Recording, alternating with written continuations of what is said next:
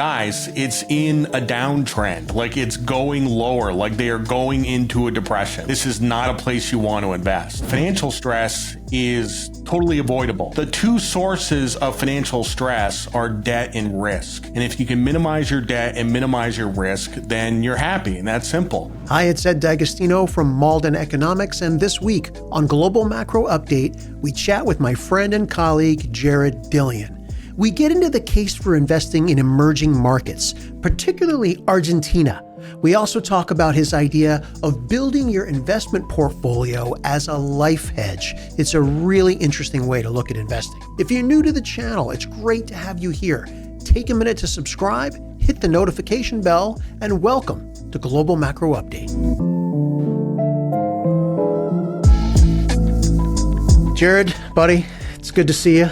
The U.S. stock market been on fire, but there's one pocket outside of the U.S. that you've been focused on for a long time, and I kind of want to dig into why that is. Emerging markets. You've been a fan of emerging markets for what, at least a year now, I would say. Well, I mean, yes and no. Like, emerging markets is not like a monolithic thing. Like, it used to be a monolithic thing back in the late 90s and the early 2000s. You could say EM was an asset class that you would invest in as sort of a blob. And it had these returns, but that started to unravel after the financial crisis. And you've seen big divergences across EM, where some emerging markets have succeeded, some have failed, some don't even have a functional stock market anymore, like Russia. So you can't really, I don't think you can make generalizations. Like, I think it's actually kind of foolish to say, I want to invest in emerging markets and I'm going to buy EEM, right? Because it's not there. It's just a basket of idiosyncratic countries with idiosyncratic stories. And I don't even really consider it to be an asset class anymore. Oh, interesting. So how do you do it then? Well, you have to go country by country, you know. And some are more attractive than others. China is not the same China that people were investing in 2003. It's completely different. That was during the age of globalization. That was before Xi Jinping. It was before China had aspirations for military dominance. It was before all this stuff happened. It was before Trump, obviously.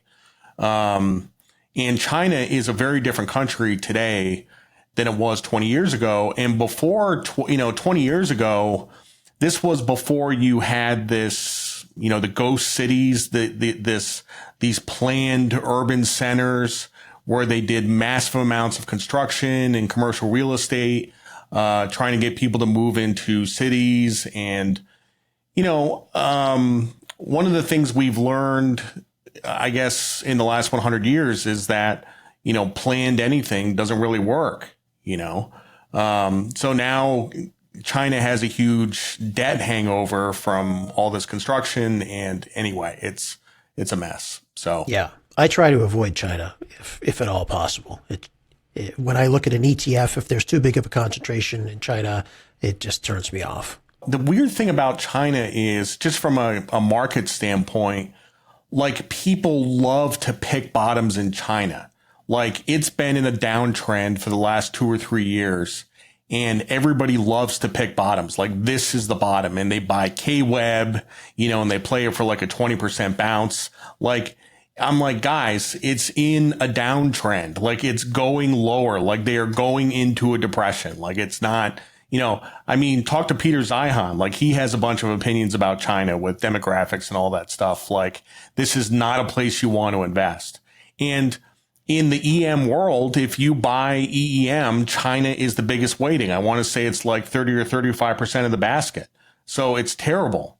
So, like I said, EM is a bunch of idiosyncratic different stories in different countries. You've been looking on a country by country basis. And Yep. One country that you could have described similarly to China up until a couple of weeks ago was Argentina, right? We've both been there. It's a fascinating, amazing place. If you go out into the countryside, you can't help but ask yourself, why is this country not one of the wealthiest countries in the world? And the reason is mismanagement, essentially. But you've you saw a change coming. Can you talk to me about your thesis on Argentina and the election that just happened? So Argentina has been governed by the Peronists on and off since 1948. I would say out of the last 70 years, 54 years, they've been governed by the Peronists, right? Which is a left-wing populist party, right? And, you know, they've done a lot of economic damage over the years. I mean, you said Argentina, like, why isn't this such a wealthy country? Well, it used to be. Like 100 years ago, Argentina was one of the wealthiest countries in the world. There was even a phrase like rich as an Argentine, and like that doesn't exist anymore. So like you said, it's mismanagement, it's economic mismanagement. And just to kind of spare you the whole history, but they've gotten to the point where the government is so large relative to the size of the economy, and entitlements and transfer payments are so large relative to the size of the economy, that the central bank is essentially printing pesos and just handing them out. I mean, it's basically MMT. It's like helicopter money. Like if you remember when people were talking about MMT like 3 years ago, like that's if you want to see the result of it, that's Argentina. They have 140% inflation. I want to say the labor force participation rate is like 35 or 40%. Most of the country doesn't work. Like it's terrible, you know? So about 8 months ago, you know, I've been investing in Argentina on and off for the last 10 years, and I kind of keep up with news there. And I saw some articles about this guy named Javier Milei, who, was an extreme libertarian, an anarcho-capitalist who was running for president. And this was very early on. And I thought that was interesting. And I'm like, you know, like there is a possibility that this guy catches on in a country that's just been devastated by left-wing economic policies for the last 70 years. I said, there's a possibility that there is just a revulsion, a complete revolution against these policies, and he becomes president. And so I started paying attention to him in the Daily Dirt app. I started writing about it from time to time. And, you know, as the polls went on, like he got more and more support, and eventually you know what happened. So now he's president of Argentina. They were describing him as the extreme right. I don't know if that's wholly accurate, but there was another candidate that was more center right. Yeah, it was Patricia Bullrich. Yeah. Yes. It was interesting in the months leading up into the election. You know, when Milei was leading in the polls, the markets were actually responding pretty poorly. Like Milei was not the market's preferred candidate because Milei was the chaos candidate. He was the outsider. He did not have safe hands. Patricia Bullrich was considered to have safe hands. So I think that the market wanted Bullrich to win, but when it came down to a runoff between the Peronist Massa and Milei, obviously Milei was the better choice. And what you've seen, I mean, it's been 8 days since the election.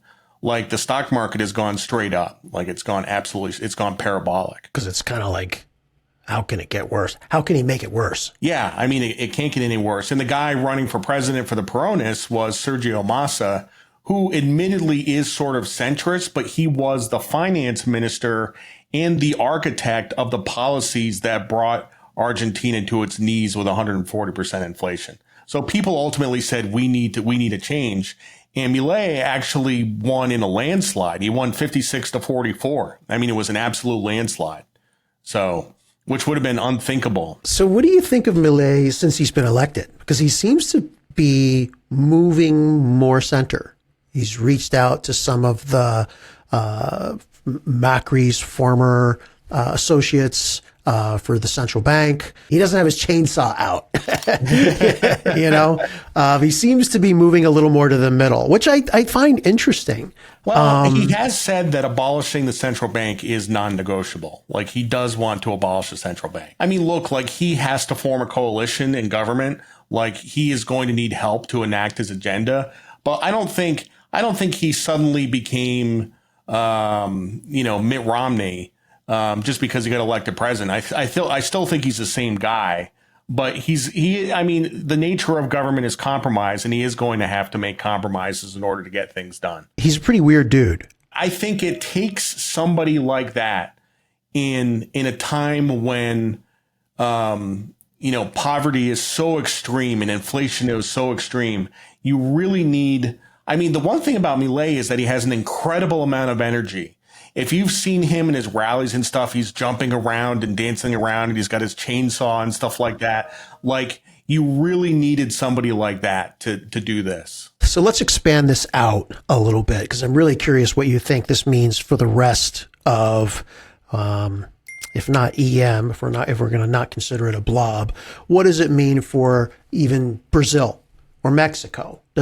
Do those markets get a lift from the lift that the Argentine market is seeing? I mean, Lula just won, 6 months ago, and that was a close election with Bolsonaro, 51-49. I think, and I haven't really been following Mexico politics very much. I mean, AMLO is in his second term. I have no idea what happens in Mexico. I don't know. But I will say that it's beyond emerging markets. Like, I believe that there is a shift to the right that is going on globally, not just in EM, but in developed markets. So you saw Jacinda Ardern resign in New Zealand, and Christopher Luxon was just elected Prime Minister of New Zealand. I know nothing about Dutch politics, but you saw Geert Wilders, or however you pronounce his name. Like, he's a populist. He was just elected president of the Netherlands. Giorgia Meloni in Italy. Like, I mean, there's, you've seen, and there's been a couple other elections too. I'm forgetting some, but you've seen this shift right in global politics over the last 3 or 4 months. Like, it's really, really happening, but it's not, it's really like sort of an equal opportunity movement, because these are right-wing peoples of various different stripes. Like, Milei is a libertarian, but, Wilders is a populist, and Luxon is really more of an old guard conservative. Like, it's not monolithic. That was going to be my point. Yeah. Is, moving right means so many different things than it used to. They're not, I wouldn't put those, they're not all going to get invited to the same cocktail party. One of the things that you've been writing about lately, it was really impactful for me. Your views on investing. You talked about how your portfolio should be a life hedge. What do you mean by that? So pretend you're just like an average guy. Okay. That's not hard to do. Yeah. So you work at a company and you make $100,000, $150,000 a year, and the economy is doing well and business is doing well, and you're getting paid more and you're getting promoted and you're making more money. And then you go into a recession and you get laid off and you can't find a job and you're out of work for 2 years and you're depleting your savings. Right. So your career follows this sine wave of the business cycle, right? There's good times and bad times. As you know, in the research business, we are experiencing bad times right now. We're like in the down part of the cycle, right? So, why would you want to set up your investment portfolio in such a way that it amplifies that sine wave, right? So why would you invest in the S&P 500? So in an expansion, you're doing well in your job and you're getting paid more and you're getting promoted and your investments are doing well. And then you hit a recession and you lose your job and the market crashes and your portfolio gets cut in half. So things are really, really good and really, really bad, right? That to me seems insane. That seems totally insane. So I like to construct a portfolio that actually I don't do as well in the good times, but I do very well in the bad times, and it smooths out my life. Basically, it smooths out my entire life. I call it the life hedge, right? You want to build a portfolio in such a way that when everybody else is losing money, you're making money, and when everyone else is making money, maybe you're not losing money, but you're making less. Like that's what I try to do. So it doesn't amplify the stress in the down times. Yeah, and that's what I try to do with my newsletter, with the Daily Dirt app, Like, let me give you an example. Even if I thought that Apple was the best investment in the world, right? Let's say I thought that Apple was going to be a 5 trillion market cap, right? Would I recommend Apple in my newsletter? Like, absolutely not. Like, I wouldn't, because it serves to amplify that sine wave of your life, right? Like you're going to do really well in the good times and really bad in the bad times. Like what you want to find are investments that are counter-cyclical in some way, right? So for me right now, that is 2-year notes, gold, and international stocks. Those 3 things, right? Like that if the economy does poorly, those 3 things will do relatively better, and I will have smoothed out my life. We talked about EM not being a blob. International stocks, I can't imagine, is a blob. Do you like Europe? What do you in general, where are you looking that you think? Well, I do like Europe. First of all, Europe spits out a lot of dividends, and dividends are great, so I like Europe for the income. But on a valuation basis, it's a lot cheaper than the US. And we just talked about politics in Europe. Like if continental Europe is moving to the right politically and becoming more free market, I'm not saying there's going to be a supply side revolution in Europe. I don't see that happening. But if things become at the margin less statist and more free market, that's going to be good for Europe.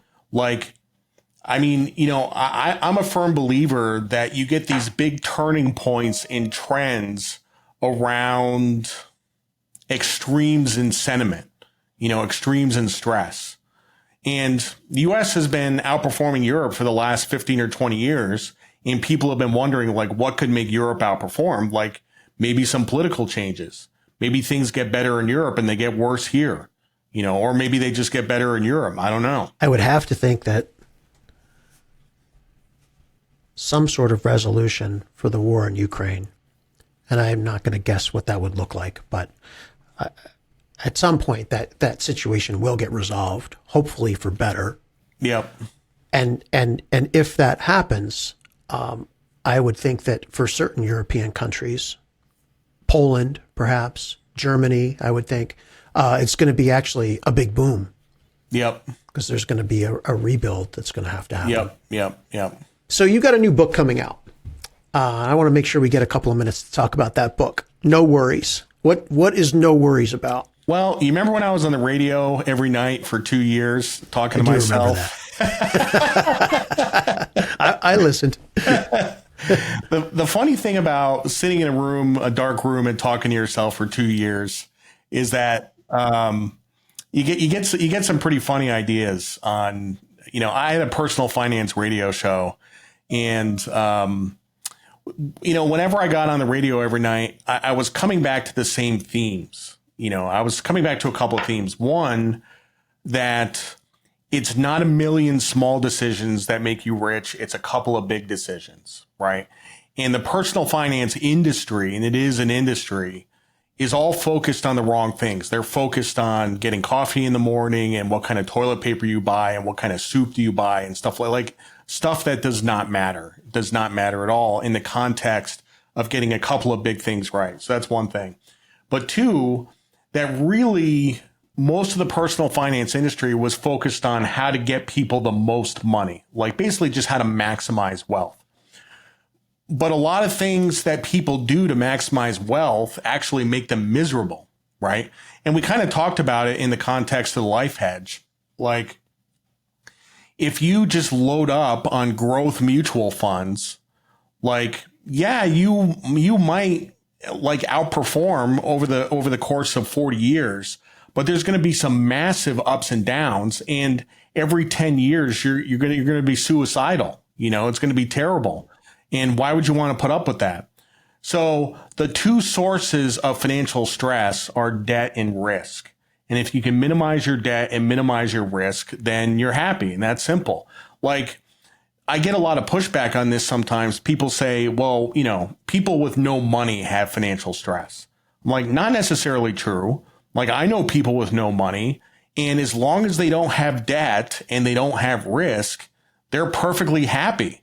They're totally happy. They got a couple $1,000 in the bank. They don't have credit card bills. They don't have a mortgage. They pay their rent. They have a job. Perfectly happy, right? And then you have a guy like Elon Musk, who is the richest guy in the world, and he goes into debt. He leverages up to buy Twitter, and then Tesla stock goes down 75%, and he almost gets a margin call. The richest guy in the world has debt and risk stress, right? Which is all self-inflicted, like he did it to himself. So it's not a function of how much money you have at all. It's basically how you structure your life. So No Worries is a book to help you structure your life? Yeah, in such a way that you do not experience financial stress. Now, there's all different kinds of stress. Like, you can have marriage stress or kid stress or job stress or whatever. But the point I like to make is that financial stress is totally avoidable. It's completely avoidable. And it's all about how you structure your financial life. Like, nobody needs to experience financial stress. So what do you think are the big decisions, the big things you need to get right? There's 3 big ones plus another one. How expensive of a house do you buy? How expensive of a car do you buy? And how much student loans do you take out? And there's actually a 4th one, which my editor made me take it out of the book. But it's also, how many kids do you have? I mean, if you have 5 kids, that's gonna increase your financial stress. I'm trying to tease out information about the book, but to be fully transparent here, I've read an early copy of the book, pre-publication copy of the book. It's fantastic. I'm going to order about 25 copies because I want to send one to all of my nieces and nephews. Thankfully, they're not all my kids. I only have 3, so it wasn't too bad. When does it come out? How do people learn more about it? It comes out January 23rd, 2024. Which is a Tuesday. I don't know if you know this, but Tuesday is the day that all books are released. They're always released on a Tuesday. I did not know that. Yeah, always a Tuesday. There's a simple link. Just go to buynoworries.com, and it'll take you to a page which has a bunch of buttons that'll take you to different booksellers. Obviously, 90% of people are going to order them off of Amazon, but it's going to be available anywhere. You'll be able to get it in the Hudson News at the airport. You'll be able to get it at Barnes & Noble. Well, congratulations on it. Getting Harriman House to publish it. I can't wait for it to come out. Yeah, thank you. For more on investing in China, give a listen to my conversation with George Magnus of Oxford University.